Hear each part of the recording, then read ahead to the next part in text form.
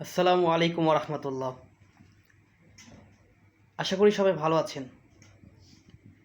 আজকে ফেসবুকে এবং ইউটিউবে বিভিন্ন সংবাদ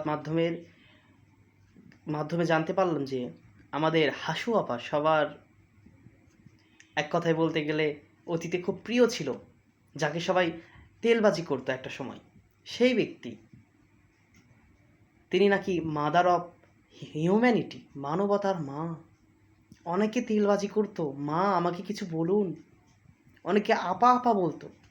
সেই ব্যক্তি, সেই মহিলা যিনি বাংলাদেশে এক ভয়ানক পরিস্থিতি সৃষ্টি করে আমাদের পার্শ্ববর্তী দেশ, যেটা ওনারা অনেক আপন, বললাম না আসলে কোন ধরনের আপন, সেখানে হিজরত করেছেন। তার নেতাগুলো তাকে তোষামত করছে, আপা আসেন, আমাদেরকে বলেন, আমাদেরকে গাইডলাইন দেন, আমরা কি করব পরবর্তীতে। তারা বলছে, মানে এতগুলো অন্যায় করার পরেও তাদের অনুশোচনা বোধ নেই যে তারা অন্যায় করেছে। অনুশোচনা বোধ নেই। তারা মনে করছে আমরা অন্যায় করিনি, আমাদের থেকে জোরপূর্বক দেশটা কেড়ে নেওয়া হয়েছে।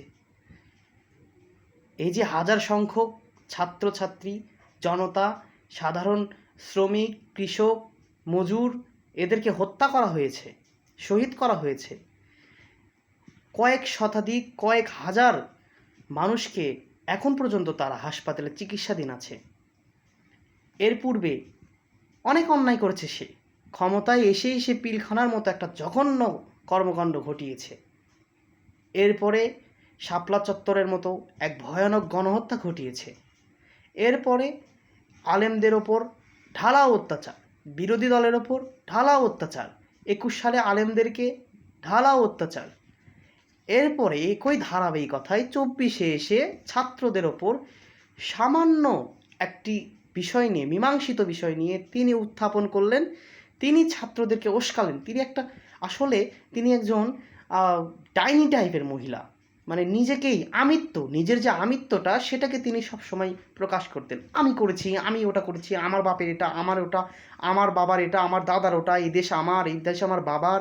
এই যে একটা আমিত্ব ভাব, এটা তাকে গ্রাস করেছে। তার কিছু কর্মী ইদানিং চাটুকারিতা করছে, আপা আসেন, আপা আপা আপা আপা আপা আপা, মুখে ফেনা তুলে ফেলেছে। আপা আপা বলতে বলতে কান্না করছে, তারা চোখ দিয়ে পানি আসছে। এই পরিমাণ তারা আবেগে আপ্লুত করছে, তাকে আশ্বাস দিচ্ছে। আর দেখুন হতভাগা এই নেতাগুলো, কর্মীগুলো, তার তার আপা, তার নেত্রী, তার জননেত্রী, তিনিও তার নেতাকর্মীগুলোকে আশ্বাস দিচ্ছে, আমি অতি সত্বর দেশে চলে আসব, আমি হিজরত করেছি পার্শ্ববর্তী দেশে। দেখুন কথাগুলো বলতে গিয়ে আমি ঘেমে যাচ্ছি, এই পরিমাণ আমার রাগ আসছে তাদের ওপরে, ক্ষোভ আসতেছে। এদের মাথায় কি ন্যূনতম কোনো বুদ্ধি নেই? এত বড় একটা অন্যায় করে 113টির মতো তার মামলা রয়েছে, এরপরও সে নাকি দেশে ফেরত আসবে এত সহসাই তারা বিশ্বাস করছে। এটা তো আসলে আকাশ কুসুম কল্পনা, বলার কোনো ভাষা নেই, বলার কোনো ভাষা নেই। আপা আপা বলে তারা ফেনা তুলছে। এদের মাথায় কি বুদ্ধি আসবে না? এদের মাথায় কোনো ধরনের বুদ্ধি নেই। তারা বাংলাদেশে আবার বিশৃঙ্খলা করার চেষ্টা করছে। আশা করি তারা সফল হবে না। ছাত্র জনতা এখনও মাঠে আছে, থাকবে। একবার রক্ত গরম হয়ে গেলে সেই রক্ত ঠান্ডা করা অনেক কঠিন, অনেক কঠিন। আশা করি আমাদের প্রাক্তন হাসু আপা, যার সম্পর্কে অনেক ভালো ধারণা রাখতাম একটা সময়, তার পিতার সম্পর্কে, তার পরিবার সম্পর্কে যখন বিভিন্ন ইতিহাসে পড়েছি, জানি না কতটুকু সঠিক, সেগুলো বিকৃত ইতিহাস দিয়ে ভরিয়ে রেখেছে পাঠ্য বই সহ সমস্ত ইতিহাসের বইগুলো। এখন জানতে পেরে আসলে তার প্রতি যে ন্যূনতম সুধারণা ছিল, সেই ধারণাগুলোও বদলে যাচ্ছে। আশা করি আরও বদলেবে। আমি চাই ন্যূনতম, এনার বলতে আমার লজ্জা হচ্ছে, এই ব্যক্তিটির সর্বোচ্চ শাস্তি হোক, সর্বোচ্চ শাস্তি।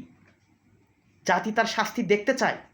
এত বড় একজন জঘন্য ফেরাউনের, নব্য ফেরাউনের প্রেতাত্মা, তার শাস্তি হোক।